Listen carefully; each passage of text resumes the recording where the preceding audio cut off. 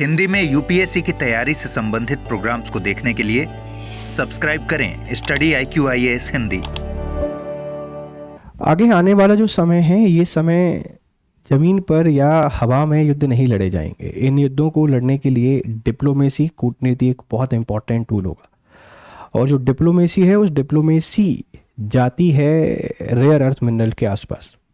जिस देश के पास जितने ज़्यादा रेयर अर्थ मिनरल का प्रोडक्शन होगा, वह उतना ज़्यादा पावरफुल माना जाएगा, उतना स्ट्रॉन्ग माना जाएगा, और डिप्लोमेसी में वह उतना बेहतर तरीके से काम कर पाएगा। आप लोग देखेंगे कि चाइना का डोमिनेंस हम लोग हर जगह देखते हैं। चाइना के पास ऐसा क्या है कि चाइना अपना डोमिनेंस दिखा रहा है? उसके पीछे की जो वजह है वो आज हम आपसे डिस्कस करने के लिए आए हैं। और एक बात ध्यान रखिएगा, इन फ्यूचर अगर आपको compete करना है, मतलब किसी भी देश को चाइना के साथ compete करना है, तो आपको रेयर अर्थ मिनरल पे काम करना पड़ेगा। इनके उत्पादन को हमको बढ़ाना पड़ेगा, क्योंकि रेयर अर्थ मिनरल वो इम्पॉर्टेंट मिनरल्स हैं जो भविष्य में आने वाली हर एक उपलब्धि का आधार वही होंगे। आप सेमीकंडक्टर की बात करें, ग्रीन एनर्जी, न्यू टेक्नोलॉजी, कुछ भी बना लीजिए, उनमें रेयर अर्थ मिनरल या रेयर अर्थ का कंट्रीब्यूशन रहता ही रहता है। ये 17 ग्रुप्स ऑफ एलिमेंट हैं और इनकी जो मोनोपोली है अभी वो चाइना के ऊपर है।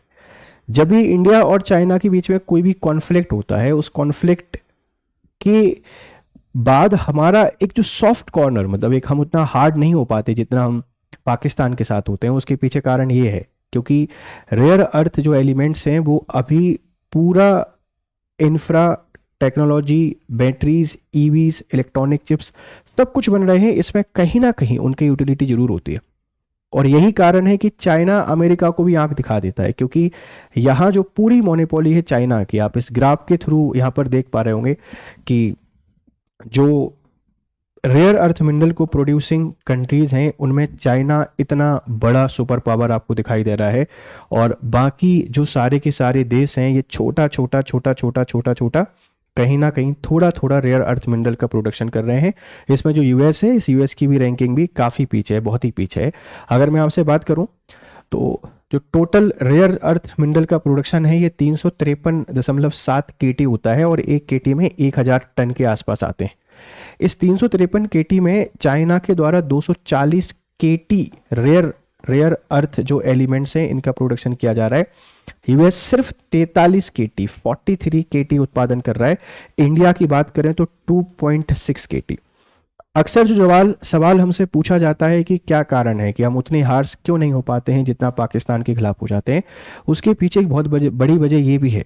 बहुत सारे लोग एक सवाल भी कर रहे थे कि चाइना ने यूएस के ऊपर टैरिफ लगा दिया, हम लोग क्यों नहीं लगा पा रहे हैं?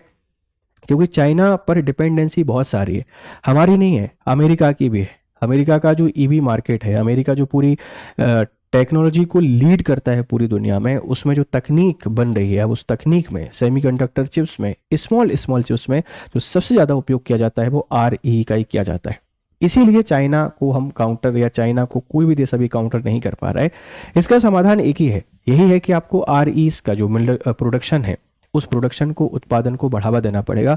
नहीं तो चाइना आगे आने वाले 15-20 साल में उसी तरीके से पूरी दुनिया को आंख दिखाएगा जिस तरीके से आज यूएसए दिखाता है। तो यूएसए के लिए डायरेक्ट खतरा है, और भारत के लिए इसलिए ज़रूरी है RES में सेल्फ रिलायंस बनना, क्योंकि हम अगर चाइना को टक्कर देने लगेंगे तो जो वर्ल्ड है, जो हमेशा एक मोनोपोली चलती है या एक ध्रुव की तरफ बढ़ने की कोशिश करता है। पहले ब्रिटेन ने रूल किया, फिर रसिया इमर्ज होने लगा, रसिया को डिसइंटीग्रेट करके अमेरिका इमर्ज हो गया। अब चाइना धीरे धीरे अमेरिका को सरपास करके सिर्फ खुद की मोनोपोली चाहता है। चाइना को खतरा किससे? इंडिया का है। तो इंडिया के पास एक ग्रेट अपॉर्चुनिटी है। अगर हम अभी जो RE है इनके प्रोडक्शन को बढ़ावा दे देते हैं तो चाइना को डायरेक्टली काउंटर कर पाएंगे। अभी हालांकि यूएसए के कारण इंडिया और चाइना के रिश्ते धीरे धीरे थोड़े सुधर रहे हैं। अगर दोनों देशों के बीच में एक बेहतर पॉलिटिकल टाई अप रहते हैं और दोनों देश एक बेहतर रणनीति पे काम करते हैं तो पूरी दुनिया को हम वैसे ही काउंटर कर सकते हैं, और सबसे स्पेशली हम यूएस को काउंटर कर पाएंगे।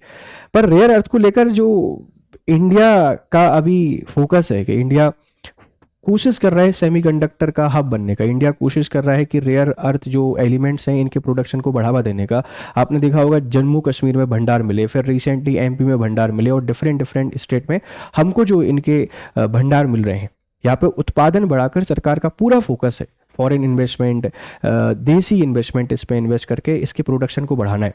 जितना इनका उत्पादन बढ़ेगा उतनी ही डिपेंडेंसी हमारी कम होगी चाइना पर। सिर्फ हमारी कम नहीं होगी, पूरी दुनिया के लिए एक ऑप्शन के तौर पर हम लोग मिलेंगे। अभी जो सब कुछ डिपेंड करते हैं चाइना पर, उनके लिए एक भरोसेमंद और एक विश्वसनीय ऑप्शन मिलेगा, और इंडिया ऐसे करके बहुत बड़ा ग्लोबल लीडर बन सकता है, ध्यान रखिएगा।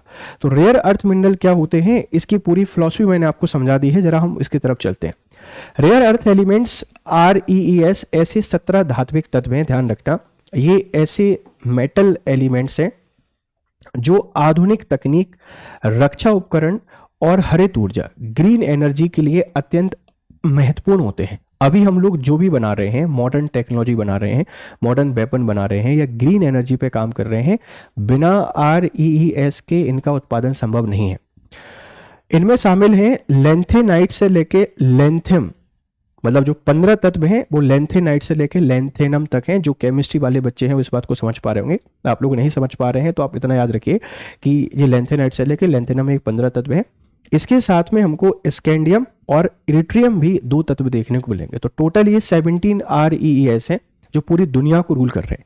मतलब इसको हम टाइटल भी दे सकते हैं कि आगे आने वाला जो युद्ध होगा ये ऑयल के लिए नहीं होगा, वेपन के लिए नहीं होगा। जिसके पास REES ज्यादा होंगे वही जीतेगा, वही पूरी दुनिया को रूल करेगा। और इसकी दिशा में चाइना बहुत आगे बढ़ रहा है, इस बात को ध्यान रखिएगा।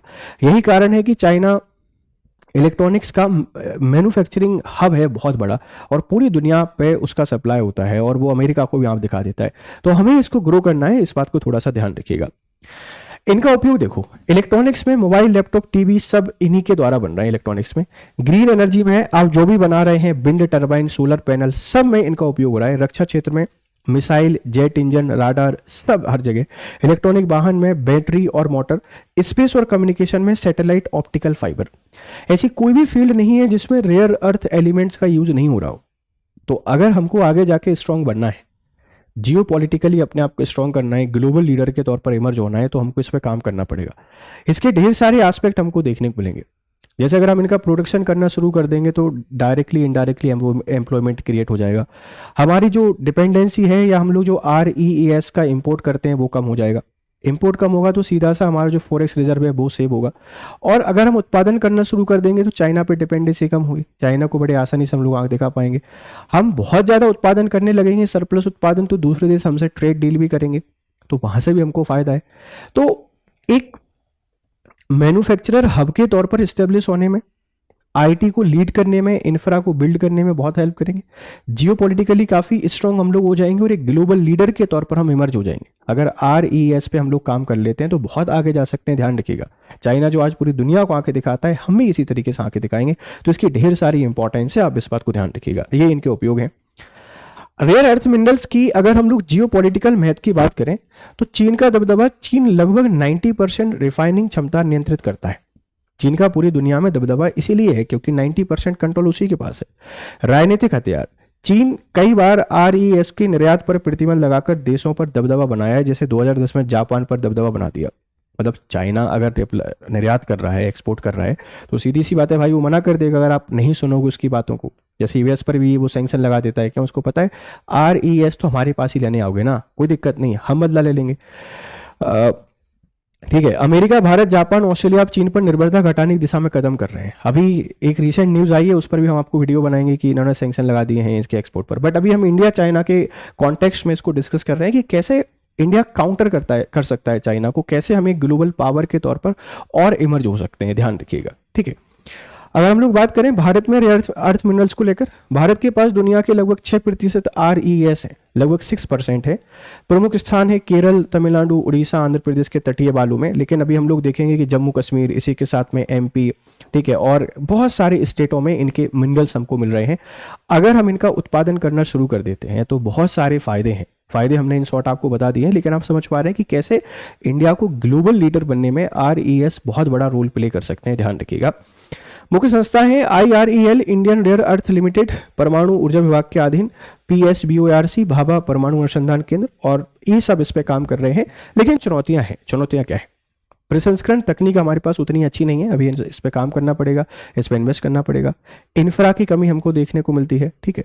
तकनीक की कमी है, पर्यावरणीय प्रतिबंध है और चीन पर निर्भरता है। ढेर सारे चैलेंजेस है इंडिया के सामने, हमें इनको कम करना पड़ेगा। अगर आप ये कम कर लेते हैं तो एक बेहतर पॉलिटिकल पावर के तौर पर हम इमर्ज होंगे, एक बहुत बेहतर जियोपॉलिटिकल पावर के तौर पर इमर्ज होंगे और एशियन सब कॉन्टिनेंट में या पूरी दुनिया के जो छोटे छोटे देश हैं उनके लिए एक भरोसेमंद विकल्प भारत मिलेगा। और भारत अगर एक मिलता है विकल्प के तौर पर तो हर कोई भारत को जरूर चूज करेगा, इस बात को ध्यान रखिएगा। रणनीतिक दृष्टिकोण क्या है? रेयर अर्थ 21वीं सदी का नया तेल है, न्यू ऑयल है।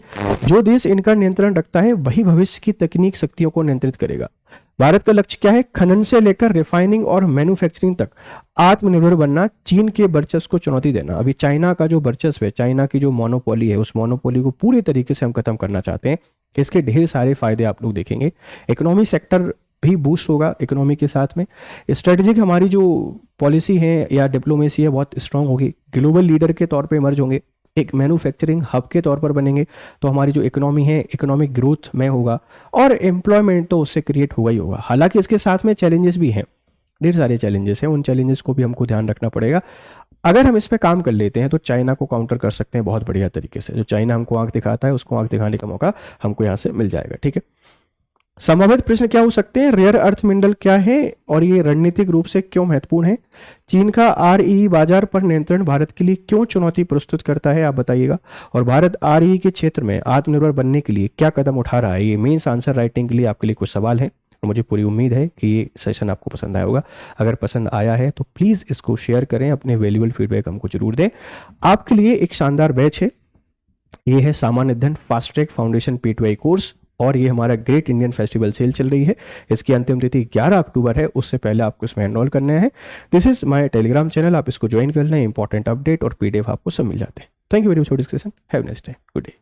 हिंदी में UPSC की तैयारी से संबंधित प्रोग्राम्स को देखने के लिए सब्सक्राइब करें स्टडी IQ IAS हिंदी।